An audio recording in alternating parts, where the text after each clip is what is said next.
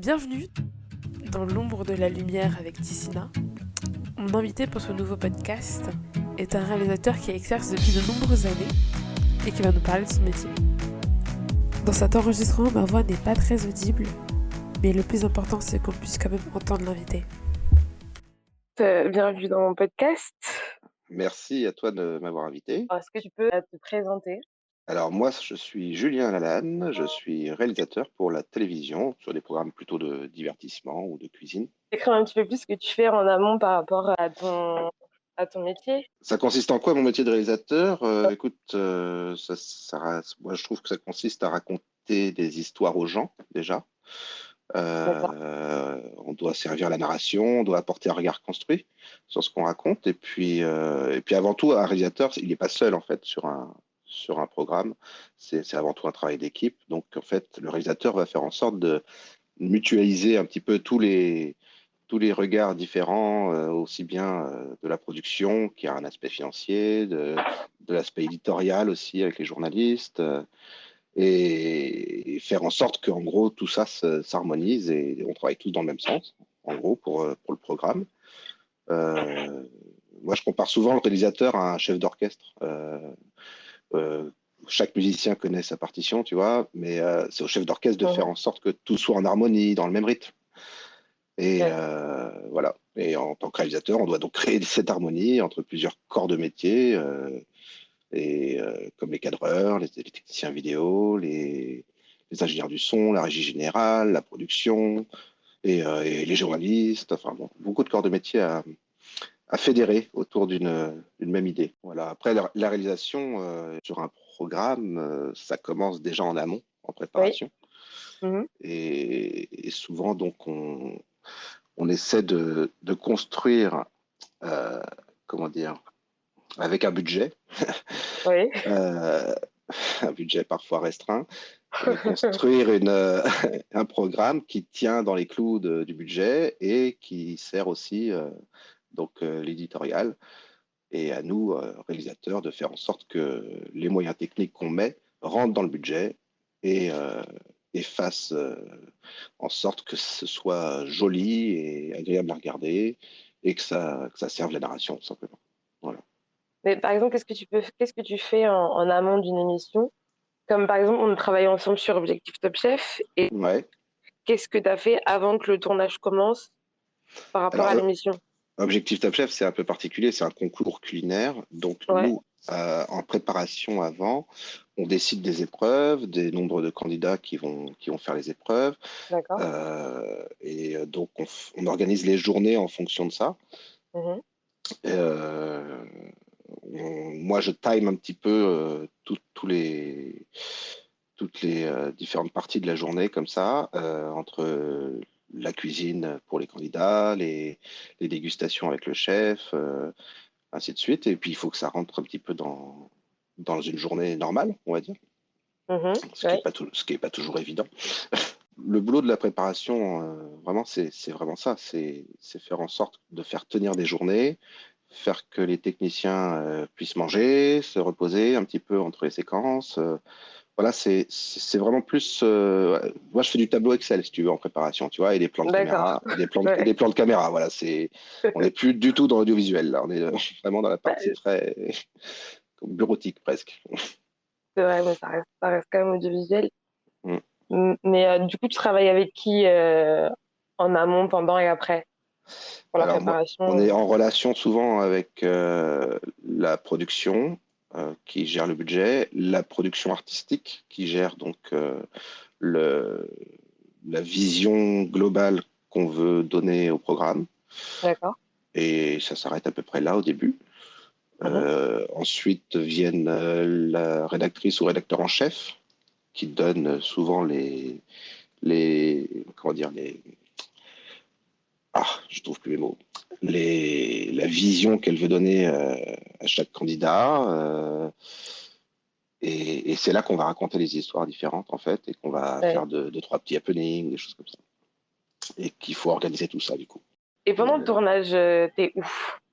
Tu fais Alors, quoi? pendant le tournage, bien souvent, je suis en régie, dans la régie vidéo, et c'est là que intervient le rôle du chef d'orchestre, comme je disais tout à l'heure, Ouais. où je vais essayer de faire aller toute l'équipe dans le même sens. Et donc, ça implique tous les corps de métier de la, du programme, et toujours en rapport avec la productrice artistique et la rédactrice en chef. Voilà. On forme un trio sur le programme Objectif Top Chef, en tout cas, ça se passe comme ça. On forme un trio assez bien huilé pour faire avancer toute la machine, Mm. grosse machine. Et comme je sais que c'est un grand domaine et que tout le monde est un peu éparpillé, est-ce que tu peux expliquer comment tout le monde pouvait t'entendre en tant que directive, justement en tant que chef d'orchestre? Comment tu devais t'entendre? Alors, j'ai pas la baguette du chef d'orchestre, mais j'ai ce qui s'appelle un casque, un micro-casque, par lequel passent mes ordres. On dit les ordres en général, mais c'est Mhm. des conseils avisés. Moi, j'aime bien dire ça aussi, aux Ouais. techniciens et qui m'entendent en fait grâce à des petits récepteurs. Tout ça, c'est un peu technique, c'est du son.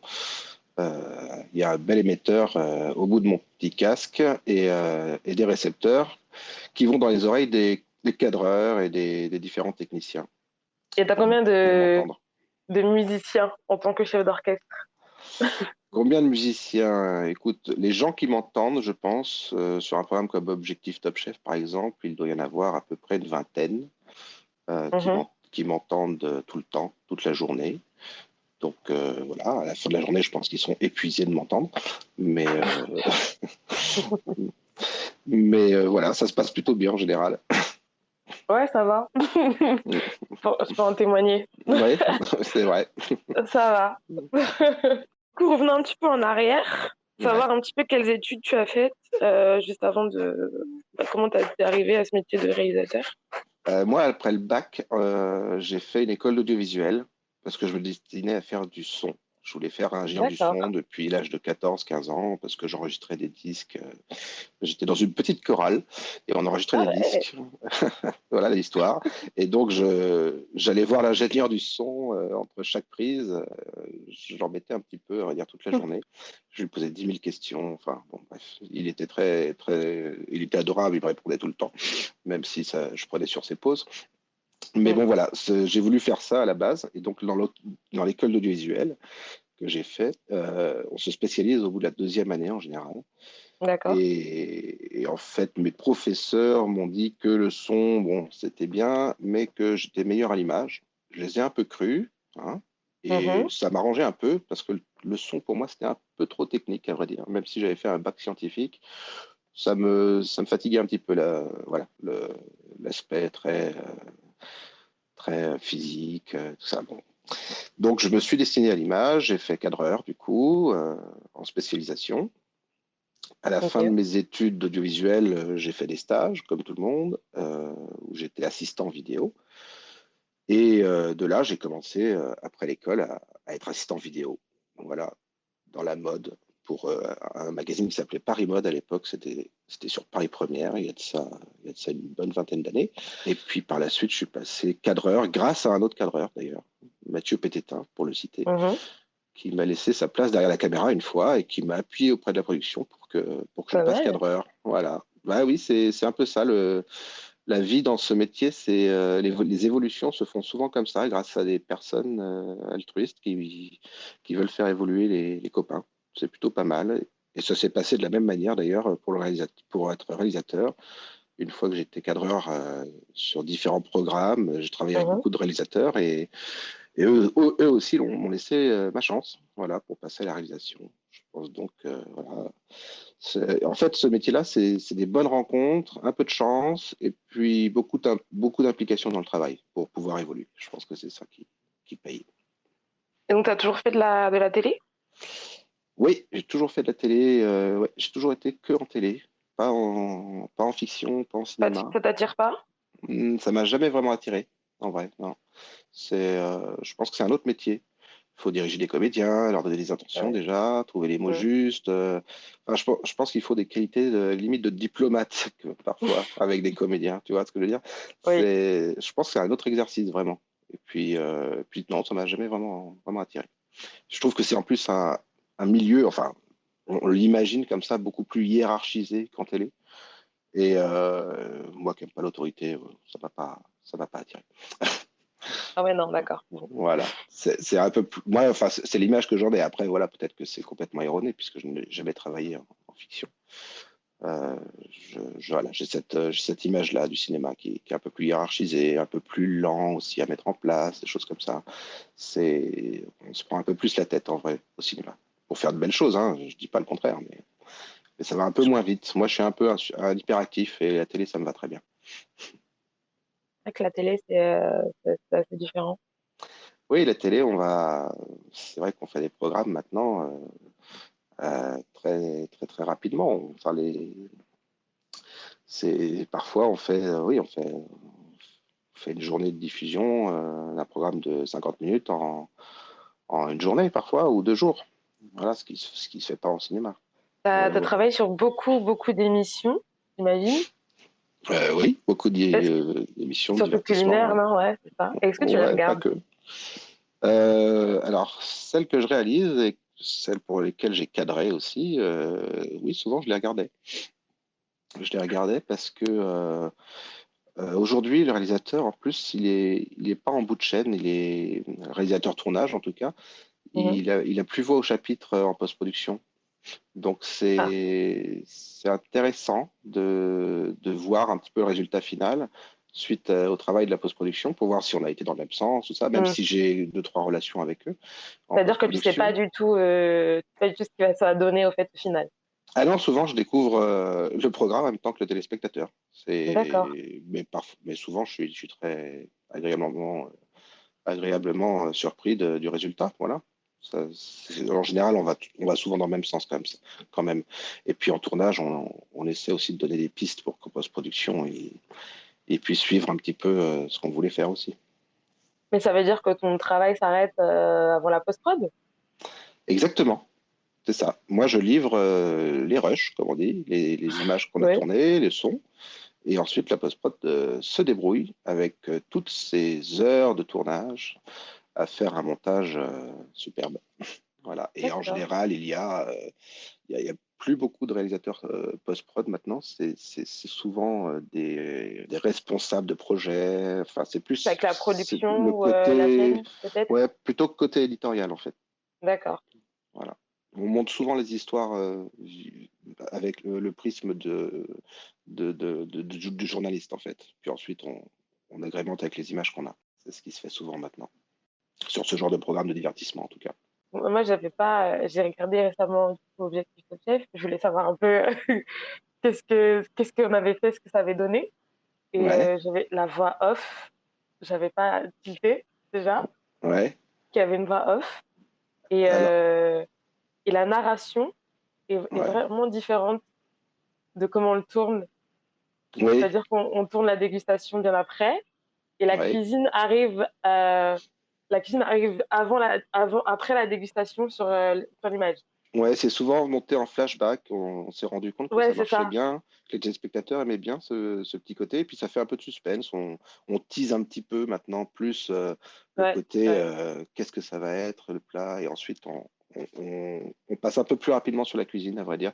Mais là, c'est dans une phase en plus au début de l'émission où on s'attache vraiment plus au, aux persos des candidats, leurs Oui, histoires, leur c'est ça. famille, comment ils en sont arrivés à la cuisine. Donc, c'est vrai qu'on met plus en avant ce côté dégustation avec le chef, puisque c'est là où on apprend à connaître un petit peu plus les candidats. Et par la Expliquer à la suite, je pense famille qu'on et tout ira ça, plus ouais. vers le concours culinaire par la suite. Il faut être patient. Du coup, parmi tous ces programmes, est-ce que tu peux peut-être me dire lequel tu es le plus fier? Lequel je suis le plus fier, pour lequel je suis le plus fier. Content d'avoir travaillé dessus et puis... Bah, moi, je suis fier d'Objectif Top Chef, déjà, parce que c'est un peu mon bébé. Je suis depuis le début sur cette émission, Ah, depuis la saison 1, en tant que réalisateur. Et mhm. j'avoue, c'est un des gros programmes pour lequel je bosse, voilà, qui est devenu de plus en plus gros au fil des années. Et on a réussi à le faire évoluer, je trouve, dans le bon sens, avec des plus-values à chaque fois techniques ou même journalistiques, d'année en année. Ouais. Donc moi, je suis assez fier de ce programme, c'est vrai. Je vais te poser 4 questions. Ouais, Il faut que tu répondes du tac au tac. waouh, Ouais, il va falloir que tu passes sans réfléchir. d'accord. C'est ma spécialité, donc vas-y, Sans trop sans réfléchir. réfléchir. Sans trop réfléchir, en tout Ça cas. marche? Ok. Vas-y. Ton émission préférée? Émission préférée, c'est Secret d'Histoire. Ouf. Ah, il va falloir que tu Alors, m'expliques après. bah, je bosse un peu dessus aussi, donc bon. Ah ouais, Et puis j'aime bien. En fait, je trouve qu'elle est bien construite, elle est à portée de tous, on apprend des choses, c'est une émission intelligente. Moi, j'aime les programmes qui nous apprennent quelque chose. cette histoire. Ah ouais, je me souviens Ouais. pas. Ok, Ah, non, c'est ouais, bien. ah oui, oui, bah, je suis pas, ouais. Je suis pas forcément que dans le divertissement, dans ce que j'aime. Regardez, moi. Ok, ta série préférée? Ma série préférée. Si t'as le temps de regarder des séries d'ailleurs. Oui, alors en vrai, plus trop, parce que j'ai 3 enfants, donc c'est compliqué maintenant Mm, de prendre du temps pour nous, ma femme et moi. J'aime beaucoup The Wire, c'est sur écoute en français. Ça mhm, se passe à Baltimore, c'est la vie, le quotidien de flics et de gangs à travers différents personnages du quotidien. C'est une série qui a été écrite par David Simons, je crois, ça s'appelle comme ça, oui. mhm. C'est un ancien journaliste qui s'est spécialisé dans les crimes à Baltimore. Il bossait, je sais plus, dans un journal là-bas. Et Ouais. voilà, il sait de quoi il parle, quoi. Donc je trouve que c'est très réaliste comme série. Puis c'est super bien filmé et super bien joué. The Wire, regardez tout ça.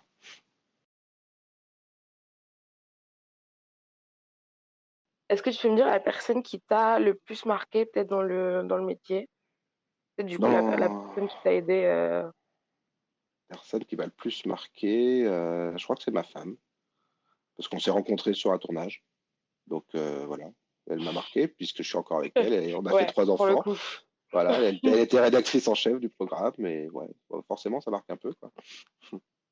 Wow, les belles histoires. J'ai l'impression que. Pas mal comme ça aussi dans l'audiovisuel, ouais, ouais. On se rencontre pas mal sur son lieu de travail et il y a des belles histoires.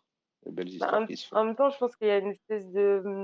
Enfin, que ce soit en télé ou en fiction, il y a une espèce de cocon en fait. Il y a un cocon et puis il y a aussi le fait que bah, notre vie, elle est pas rythmée comme tout le monde quand même. Voilà, c'est ça. Donc, il faut quand même quelqu'un en face qui comprenne les impératifs horaires, le fait de partir souvent, longtemps, loin de chez nous. C'est compliqué à faire comprendre à des gens qui ne connaissent pas ça, en fait. Il faut être un peu en symbiose là-dessus, c'est clair. Oui, voilà. Anecdote de tournage la plus drôle ou la plus barrée que tu pourrais me donner. Euh, ouais, alors il y en a tout de suite une qui me vient en tête. Alors, c'est drôle parce que tout le monde s'est fichu de moi. Sur un tournage, en fait, on avait installé la régie vidéo autour d'un hangar dans une zone industrielle. C'était une Mhm. soirée, en fait, on filmait un mariage pour TF1, je crois. Et là, il y a une dizaine de rats qui ont Oh non. investi les lieux, qui plongeaient dans les sacs de bouffe. Enfin, voilà. Et en fait, moi, ma phobie, ce sont les rats. Ah, Donc, moi aussi. si tu veux, j'ai passé le reste du tournage perché sur un escabeau avec les écrans de réal en contrebas. J'étais pas fier, mais alors toute l'équipe s'est bien marrée, à mes dépens évidemment.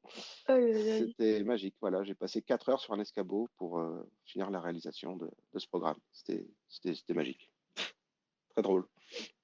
Enfin, Waouh. pas drôle pour moi en vrai. Je criais comme, voilà, je criais comme quelqu'un d'apeuré complet. Voilà. Imagine. Mauvais souvenir, mais drôle quand même avec le recul.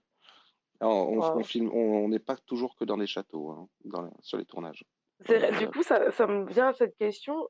T'as dû faire un peu le tour de la France, non? Ou du monde même, avec les tournages que t'as fait ou pas? Oui, en cadreur, quand j'étais cadreur, oui, on faisait pas mal de voyages à l'étranger, de tournages à l'étranger, puis dans toute la France aussi, oui, oui, c'est vrai. Oui, oui. Bah, c'est vrai que ce métier-là, ça permet de voyager, de découvrir des destinations que tu n'as pas l'habitude de voir au quotidien, enfin, ou même partir en vacances. Voilà, ça donne parfois des idées d'ailleurs pour partir en vacances après les Oui. tournages. Oui, oui. Bah, maintenant, je voyage un peu moins, je me restreins un petit peu à la France, parce qu'avec mes trois Mhm. enfants, c'est c'est plus compliqué maintenant de partir Oui, loin et partir loin, c'est loin et compliqué. longtemps. Mais je pense en avoir fait le tour. J'ai bien profité plus jeune dans les voyages, Ouais. les émissions à l'étranger. Ça m'a Et permis de découvrir beaucoup de pays. Ouais. comme Objectif Top Chef, tout le monde le sait, c'est tourné dans la région bordelaise. T'aimes bien un peu Bordeaux ou Ah pas bah du tout? Bordeaux, oui, ça fait 8 ans, enfin ça fait 5 saisons, je crois qu'on y est maintenant, Mhm. chaque été, et franchement, j'adore cette région, oui, oui, on y mange bien, on y fait la On y boit fête, bien aussi, j'imagine. on y boit bien, c'est vrai, on boit de la qualité. Alors, je me suis bien fait, il fait bien chaud par contre en été parfois, Ah oui. mais non, j'adore cette région, la région bordelaise. Et puis, il faut dire que moi, avec mon nom, Lalanne, ça vient de Lalande, pour la petite Ah histoire. oui, Donc, mes origines, d'accord. ce Pas sont très les loin. Landes, donc pas très loin, et ma grand-mère vit encore à Bordeaux. Voilà, pour tout dire. Donc on va revenir un peu à l'audiovisuel. Ouais, ouais, bien sûr. Si tu, hum, si tu peux peut-être changer quelque chose dans le milieu, quelque Ouais. chose qui va pas, qui est pas qui pour toi te pose un gros problème, ça serait quoi? Les salaires, je pense. Les salaires. Je parle pas pour moi, mais je parle pour tous les postes, Mhm. Ouais. les assistants vidéo, même les cadreurs. Enfin, je trouve qu'ils n'ont pas évolué les salaires depuis 20 ans, je pense. Ils n'ont pas bougé. Donc, Et je trouve que c'est je trouve même qu'ils pas. sont à la baisse parfois. Donc, Mhm. je trouve qu'il faudrait les revaloriser. Et puis voilà, parce Ouais, que, c'est pas équitable par rapport à leur travail. C'est ouais, pas. ouais. Je trouve que voilà, ce qu'il faudrait changer, c'est voilà, faire évoluer un peu les salaires. Ce serait bien pour tout le monde et que les productions jouent le jeu aussi. Mhm. Voilà, ne pas tirer vers le bas tout ça. Mais bon, c'est un peu, c'est l'utopie tout ça, bien sûr. C'est un monde rêvé. Il faut faire corps tous ensemble. Voilà. Souvent, les cadreurs, les techniciens arrivent à se mobiliser entre eux pour faire respecter les tarifs et ça marche souvent. Il faut juste que tout le monde suive. Ouais, ça Voilà, peut se faire alors. Très bien. c'est clair. Du coup, moi qui commence un Ouais. peu, quel conseil tu pourrais me donner pour m'armer un petit peu? D'être patiente, de ne pas avoir peur parfois de ne pas travailler, parce qu'il y a des périodes dans l'année où il n'y a pratiquement pas de boulot. Mhm. Moi, je trouve que c'est ça le plus compliqué à gérer en vrai. Même après 20 ans Des périodes creuses, dans le ouais. milieu, il y a toujours des périodes creuses où je me dis, aïe, oh, l'année prochaine, j'espère quand même que je vais avoir du boulot. Voilà, c'est dur de ne pas savoir quand le taf va tomber. Et puis voilà, Mhm. et puis oui, essayer d'avoir toujours un petit pécule de côté. Ça, Ouais, c'est sûr, parce que les périodes creuses, c'est souvent compliqué. Voilà, c'est mon petit. Voilà. Et puis surtout être patient, être persévérant. Si on aime vraiment ce métier-là et qu'on s'implique et qu'on travaille, ça ne peut que marcher. Et puis rencontrer des gens, essayer de faire durer les relations, voilà, de travail aussi, ça marche beaucoup. si tu devais remercier quelqu'un pour toute ta carrière. Toute ma carrière, oh là, ma Ouais. carrière, c'est un grand mot, ma carrière. Mais si, on va appeler ça une carrière C'est quand même. ok, d'accord, mon parcours d'accord. Parcours professionnel, mais carrière. Ok, ok. Ok. Écoute, maintenant que je suis réalisateur, je pense à quelqu'un, un autre réalisateur, qui m'a fait lui-même passer réalisateur. C'est Olivier Ruan, Mhm.